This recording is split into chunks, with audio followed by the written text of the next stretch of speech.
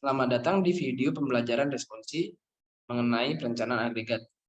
Di video kali ini, kita akan membahas tentang apa itu perencanaan agregat, tujuannya, biaya-biaya perencanaan agregat, input perencanaan agregat, dan strategi dalam pembuatan rencana agregat. Sebelum masuk ke pembahasan, mari kalian siapkan template dan modul yang sudah kalian dapatkan. Di modul sudah ada studi kasus yang akan dibahas di pengerjaan agregat ini.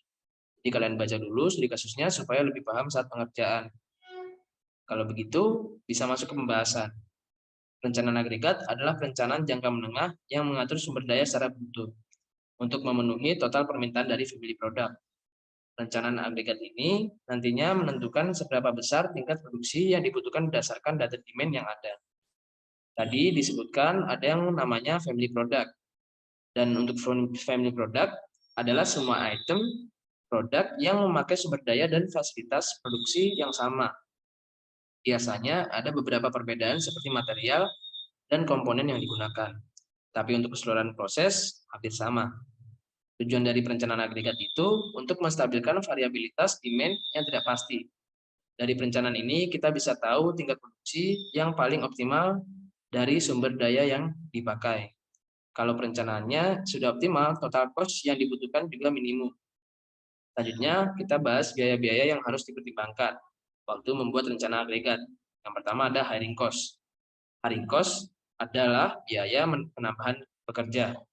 Hiring cost termasuk dalam salah satu cost yang besar untuk perusahaan. Jadi perencanaan agregat itu penting banget supaya penentuan pekerja juga optimal. Ya, ada hiring cost. Cost ini adalah biaya pemberhentian pekerja seperti pesangon. Jumlah pekerja bisa distabilkan supaya hiring cost tidak besar. Yang ketiga ada overtime dan undertime cost.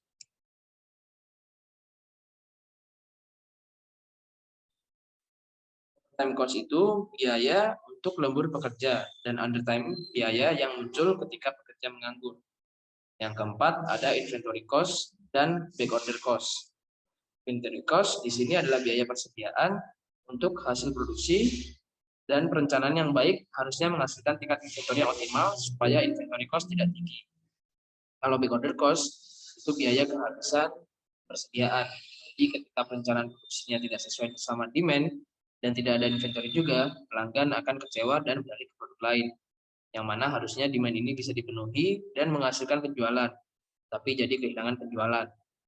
Tapi ada juga pelanggan yang memberi allowance dan bersedia menunggu pemenuhan demand-nya.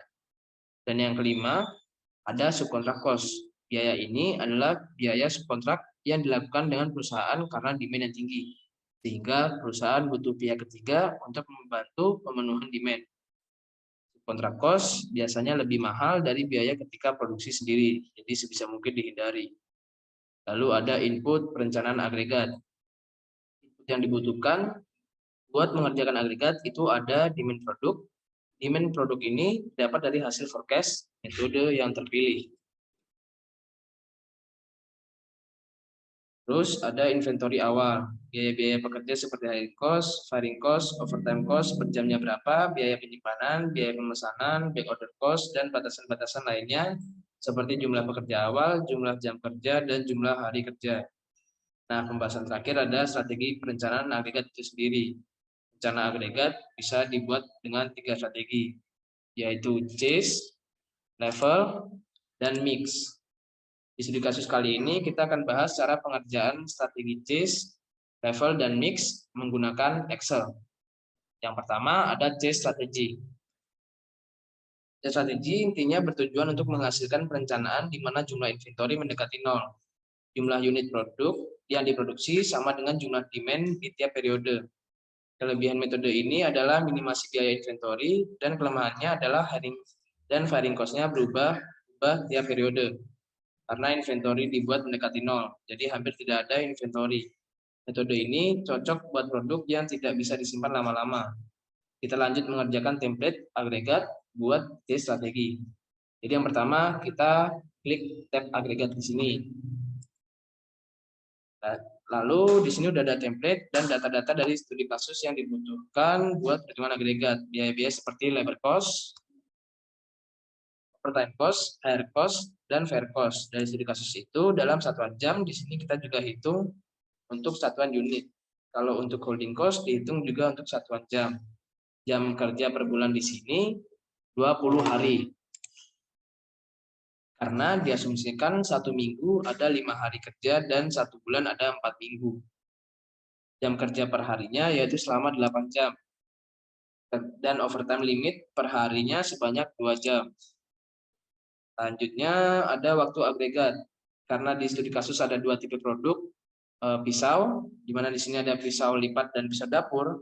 Jadi kita mengagregatkan kedua produk ini. Yang perlu kita hitung waktu proses agregatnya. Nah, di mana sih waktu proses agregat? Waktu proses agregat bisa dihitung dari OPC pada proses meja kerja. Dan kenapa hanya meja kerja? Karena di sini perencanaan agregat itu jangka menengah. Jadi kita akan merencanakan jumlah pekerja saja, yaitu di workstation kerja. Kalau mesin, nanti jadinya perencanaan jangka panjang. Waktu proses produksi pisau lipat, totalnya adalah 10. Jadi kita masukkan 10 di sel D17. Selanjutnya, untuk pisau dapur totalnya ada 5. Jadi kita masukkan 5 di D18. Total itu didapat dari waktu proses di meja kerja. Jadi waktu agregat yang digunakan itu adalah 10. Karena kedua produk ini akan direncanakan secara agregat, lanjut ke perhitungan C strategi. Di sini udah langsung ada ya angkanya. Kalau demand itu didapat dari hasil forecast metode winter periode 13 hingga 16. Lalu our demand itu adalah demand dikali waktu proses per unitnya. Di sini G5 dikali D20. Dan seterusnya dari 8 jam kerja per hari dikali 20 hari kerja tiap bulan. Jadi totalnya 160 jam per bulan. Overtime hour didapat dari 2 jam overtime dikali 20 hari kerja tiap bulan. Jadi totalnya ada 40 overtime tiap bulannya. Total hour ini penjumlahan regular work hour dengan overtime hour. Untuk worker requirement kita bisa isikan pada sel L5.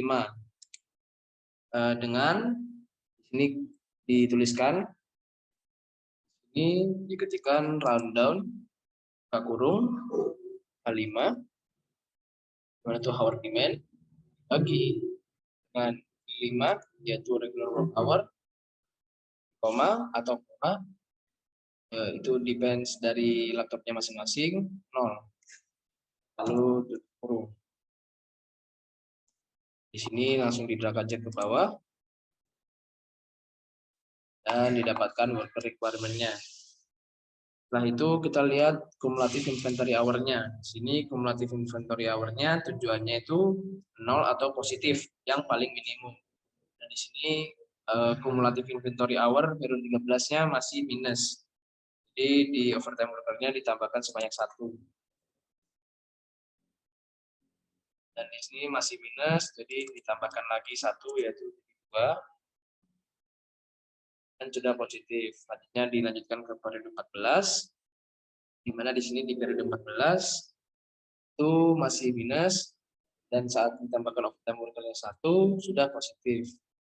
Lalu untuk overtime worker-nya di periode 15, di sini kita coba tambahkan 1.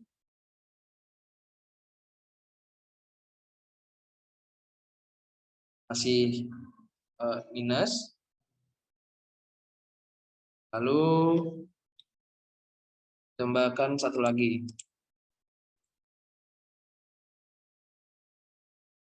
Sudah positif. Selanjutnya untuk yang periode terakhir, periode 16, kita tambahkan 1. Masih minus. Lalu kita tambahkan lagi 1. Jadi 2. Masih minus. Ya, kita coba hingga positif. Dan sudah positif, di mana didapatkan overtime worker pada periode 16, yaitu sebanyak 4. Karena di sini worker requirement yang pertamanya itu sebanyak 5, jadi untuk hire worker-nya itu juga sebanyak 5. Dan untuk sisanya yaitu 0.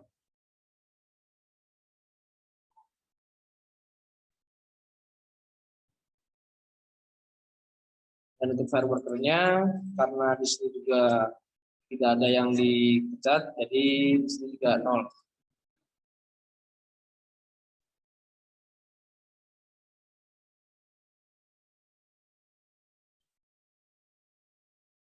Selanjutnya, ada total production hour yang didapatkan dari regular production dan overtime production.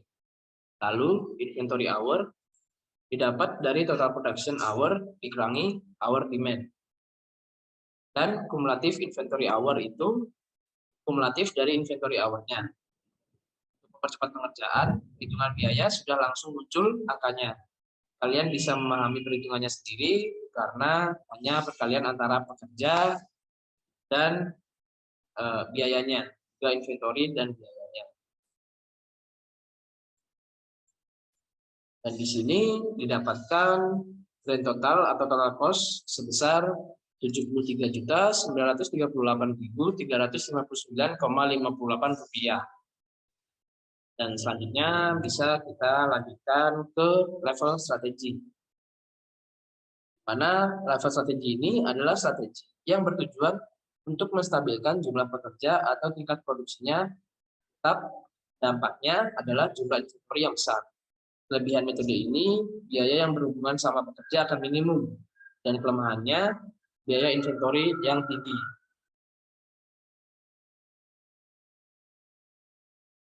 Metode ini cocok untuk produk dengan positioning strategi make to stock atau MTS. Data-data dari studi kasus yang digunakan masih sama. Dan untuk mempercepat juga, perhitungan slide berwarna kuning sudah tersedia. Karena intinya yang membedakan dengan CASE adalah worker-nya. Dan untuk di sini, untuk perhitungan biaya dan inventory juga sama seperti CASE caranya. Jadi bisa untuk dilewati saja. Lalu untuk worker requirement-nya sama seperti CASE, di mana di sini kita tuliskan di sini menggunakan rumus yang sama seperti CASE, di mana di sini rundown dan untuk hour demand H13, lalu regular work hour I13, titik koma 0 langsung saja di drag ke bawah. Dan dapatkan worker requirement-nya semua 5. Karena di sini terkait level strategi, itu adalah bertujuannya untuk menstabilkan jumlah pekerja atau tingkat produksinya tetap, dan di sini untuk jumlah pekerjanya sudah stabil sebanyak 5, kurang lebih sama seperti bagian CASE strategi. Untuk mempositifkan kumulatif inventory hour-nya, bisa kita coba sama seperti CASE strategi.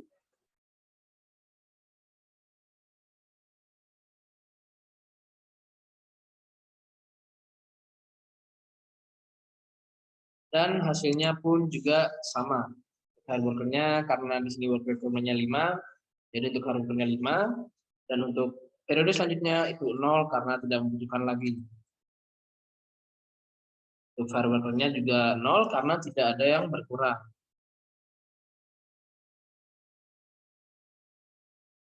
Dan untuk selebihnya, terkait total production hour, inventory hour, cumulative inventory hour, dan labor cost, regular overtime, holding cost, hire cost, semuanya sama seperti CASE dengan totalnya juga sama, yaitu sebesar 73.938.359,58 rupiah. Selanjutnya kita masuk kepada mix. Pada mix di sini untuk demand, hour demand, regular hour, work hour, overtime hour, dan total hour sama seperti strategi sebelumnya. Lalu untuk worker requirement-nya dan overtime worker, hire worker, dan fair worker-nya di sini kita akan menggunakan solver, di mana di sini kita bisa membukakan di sini ke kolom data.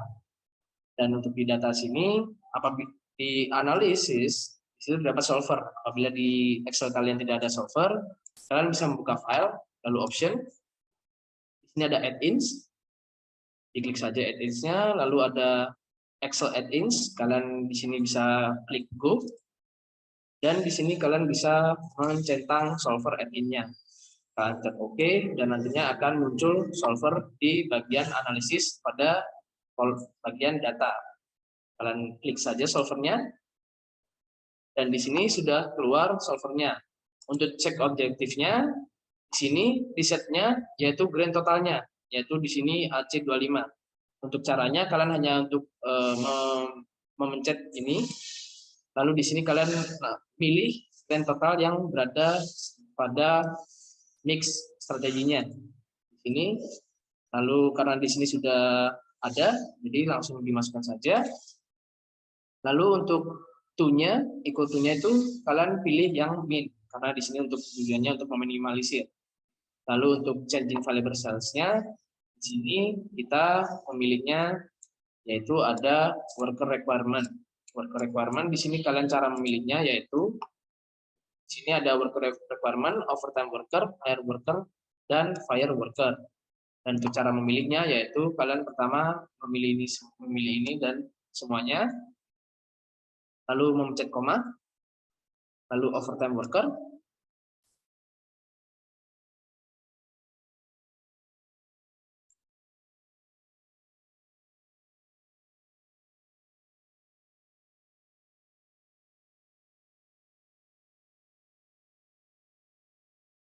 ya untuk di Excel-nya berbeda-beda, ada yang menggunakan koma atau menggunakan titik koma. Untuk Excel yang di sekarang ini menggunakan titik koma, lalu menggunakan titik koma lagi, fire worker, lalu titik koma lagi untuk fire worker. Lalu kalian klik ini lagi, dan di sini sudah muncul. Dan selanjutnya di sini untuk subject to the constraint ini bisa kalian tambahkan dengan mengklik add di sini. Dan di sini karena untuk subject to constraint-nya yaitu, dan untuk add constraint-nya di sini ada cell reference, lalu dengan ini lalu ada constraint-nya. Untuk yang pertama seperti ditampilkan tadi ada solvernya yaitu L21 sampai L24 yang di situ berarti worker requirement-nya dan dalam bentuk integer. Untuk menambahkannya yaitu seperti ini, saya contohkan satu, di mana di sini add constraint-nya kalian drag saja dalam worker requirement-nya, lalu sudah di sini kalian ganti ke integer dan sini akan langsung otomatis pergi ke integer. Nah, untuk seperti itu dilanjutkan ke setelahnya, di mana untuk yang kedua ini ada worker requirement dan overtime worker. Jadi untuk cell reference-nya seperti tadi ditarik worker requirement dan selanjutnya ditambahkan seperti yang tertera di sini lebih dari sama dengan overtime worker-nya. Menggunakan cara yang seperti tadi dan dilanjutkan hingga selesai. Di sini kalian centang saja make unconstrained variables non-negative, lalu select solving method-nya menggunakan simplex LP. Dan di sini saat kalian mengklik solve akan langsung keluar di sini. Di sini kalian oke saja dan di sini kalian dapatkan worker requirement-nya ada dari periode 13 hingga 15 itu sejumlah 5 dan periode 16 jumlah 6. Untuk overtime worker-nya di periode 13 dan periode 14 itu 2, lalu di periode 15 itu 1 dan di periode 16 itu 0. Untuk hard worker-nya karena di worker requirement yang pertama itu 5, jadi worker requirement-nya 5 dan karena di periode 16 itu ada 6, jadi membutuhkan satu lagi kerja dan menambahkan hire worker-nya yaitu 1 di periode 16. Dan setelah itu akan langsung muncul di sini terdapat recurrent-nya dan current rate-nya dan langsung muncul semua mengenai total production hour, inventory hour, cumulative inventory hour, dan juga didapatkan grand total sebesar 73.370.359,58 rupiah. Dari hasil perhitungan chase, level, dan mix strategi yang memberikan grand total paling minimum adalah metode mix strategi. Jadi untuk perencanaan agregat ini dipilih metode mix strategi. Dan seperti itu cukup terkait materi responsi perencanaan agregat. Kalau ada pertanyaan mengenai materi forecast maupun agregat, bisa langsung ditanyakan kepada kontak person yang tersedia. Terima kasih. Bisa dilanjutkan kepada untuk di disagregat. Jadi setelah melakukan perhitungan agregat, kita akan melanjutkan ke perhitungan disagregat. Disagregat sendiri merupakan proses untuk merubah hasil dari perencanaan agregat menjadi jumlah yang diproduksi untuk setiap itemnya. Nah, kita ke tabel yang paling awal, yaitu paling kanan. Di sini tabelnya sama dengan tabel perhitungan agregat sebelumnya, yaitu menentukan agregat hingga production rate. Tetapi yang akan kita gunakan pada perencanaan disagregat ini adalah nilai hour per unitnya. Didapatkan dari time min per unit dibagi dengan 60. Jadi untuk pisau lipat sendiri, hour unitnya yaitu 10 dibagikan 60 atau X3 dibagi 60. Untuk pisau dapur juga sama, 5 dibagi 60 atau X4 dibagikan 60. Jadi didapatkan hasil sebagai berikut. Selanjutnya kita ke tabel yang paling kiri. Nah, untuk regular worker, regular work hour, overtime worker, dan overtime hour, ini didapatkan dari hasil agregat sebelumnya. Nah, untuk regular production time, didapatkan dari hasil perkalian regular worker dikalikan dengan regular work hour, atau C3 dikalikan D3. Lalu kita drag ke bawah. Nah, untuk overtime production time, didapatkan dari perkalian overtime worker dikalikan dengan overtime hour, atau E3 dikalikan F3. Lalu kita drag ke bawah. Nah, untuk total production time didapatkan dari penjumlahan regular production time ditambahkan dengan overtime production time. Sama juga kita drag ke bawah. Nah, untuk production time per week, karena satu periode ini terdapat 4 minggu, jadi di sini rumusnya yaitu total production time dibagikan dengan 4. Atau I3 dibagi dengan 4. Lalu kita drag ke bawah. Nah, selanjutnya kita ke tabel sebelahnya. Nah, untuk demand sendiri ini sudah didapatkan dari hasil forecasting sebelumnya.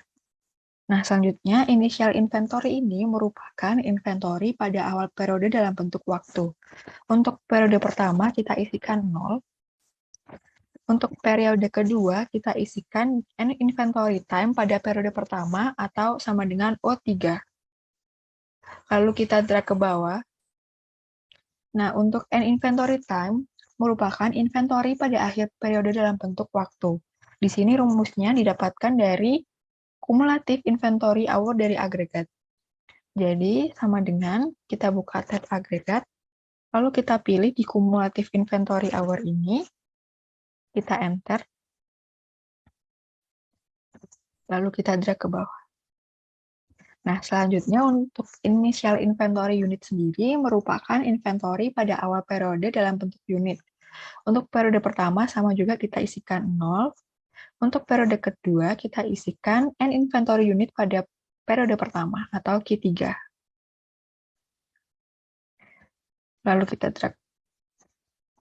Nah, untuk N inventory unit sendiri yaitu N inventory pada akhir periode dalam bentuk unit. Nah, ini didapatkan dari N inventory time dibagikan dengan agregat waktu produksi 1 unit dalam bentuk jam.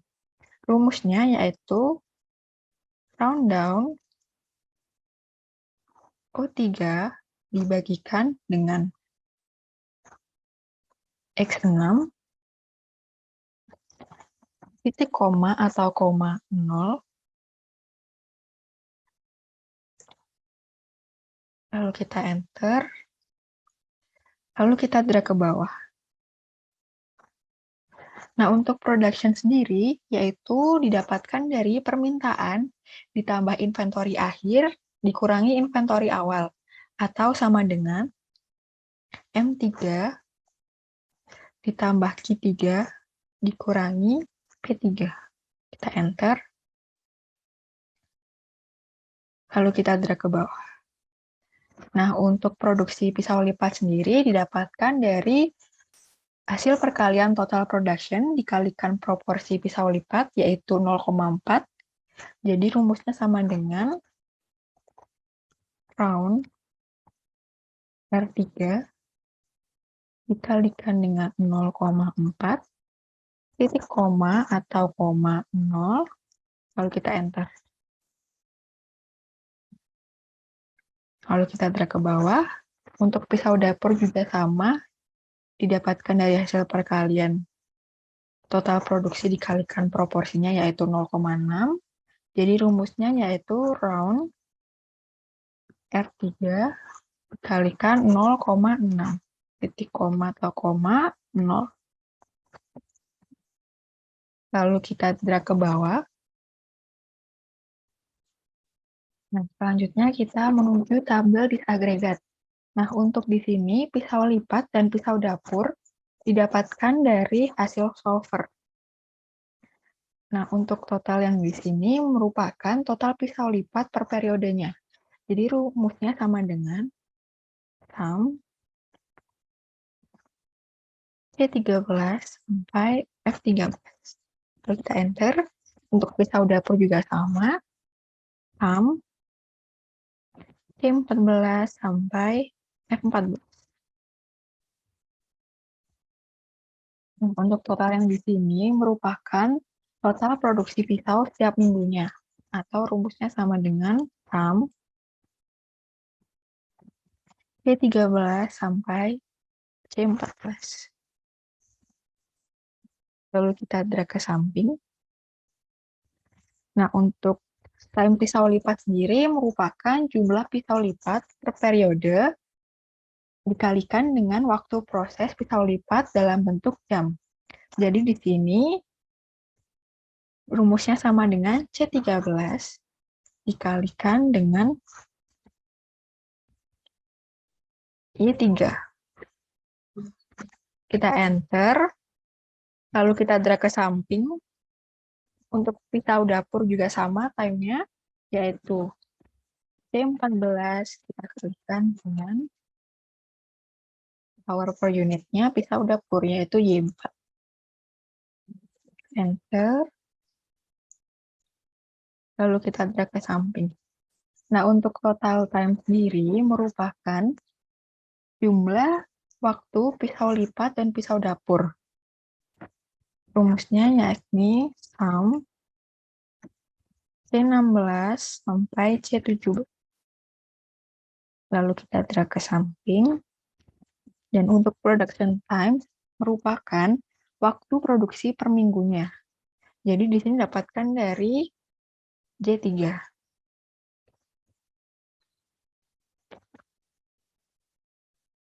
Kita drag ke samping.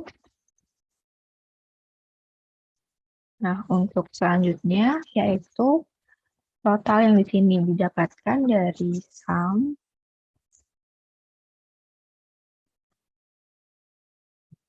J13 sampai J14. Untuk production rate sendiri merupakan total production pisau lipat dan pisau dapur. Di sini kita ambil untuk pisau lipatnya dari production pisau lipat di sini yaitu S3 pada periode pertama, dan untuk pisau dapur sendiri sama dengan T3 untuk periode pertama. Untuk totalnya sendiri yakni sum H13 sampai H14. Nah, selanjutnya kita gunakan solver. Pada menu data, kita klik solver. Nah, untuk set objektifnya, kita pilih sel G15, yaitu total produksi pisau lipat dan pisau dapur pada periode pertama.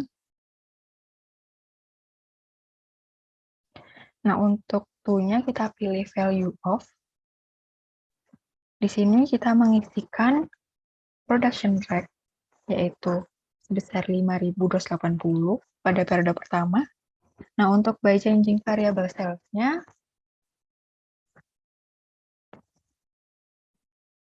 kita isikan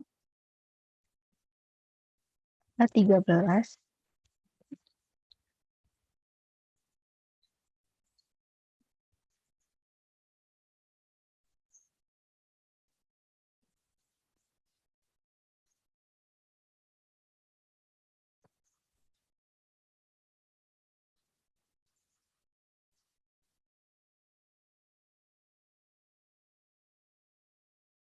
Nah, selanjutnya kita gunakan solver. Pada menu data, kita klik solver. Nah, untuk set objektif, kita isikan total produksi pisau lipat dan pisau dapur pada periode pertama, yakni sel G15, Nah, untuk to-nya sendiri kita pilih value of. Di sini kita isikan total production rate, yaitu di periode pertama yaitu 5.280. Kita ketik 5.280. Nah, untuk by changing variabelnya di sini kita masukkan yang akan kita ketahui nanti nilainya, yaitu sel C13 hingga F14. Nah, untuk subject to the constraint, kita pilih add. Nah, untuk sel reference yang pertama, kita isikan sel C13 hingga F14. Lalu kita pilih integer atau int, lalu kita klik add. Sel reference selanjutnya kita isikan sel C18 hingga F18 atau sel total time. Untuk tandanya yaitu kurang dari sama dengan. Untuk constraint-nya kita isikan sel production time yaitu C19 hingga F19. Lalu kita add lagi. Untuk pada sel reference kita isikan sel total pisau lipat dan pisau dapur atau sel G13 hingga G14. Untuk tandanya kita ganti sama dengan. Untuk constraint-nya sendiri kita isikan sel H13 hingga H14. Lalu kita klik OK. Nah, di sini jangan lupa untuk mencentang make unconstrained variable non-negatif. Nah, untuk solving metodenya kita pilih hierarchy nonlinear, lalu kita klik solve. Lalu kita klik OK. Nah, kemudian sudah muncul hasil dari solvernya, di mana diketahui jumlah pisau lipat dan pisau dapur di periode pertama. Untuk periode selanjutnya, dapat kalian coba sendiri mengikuti cara pada modul.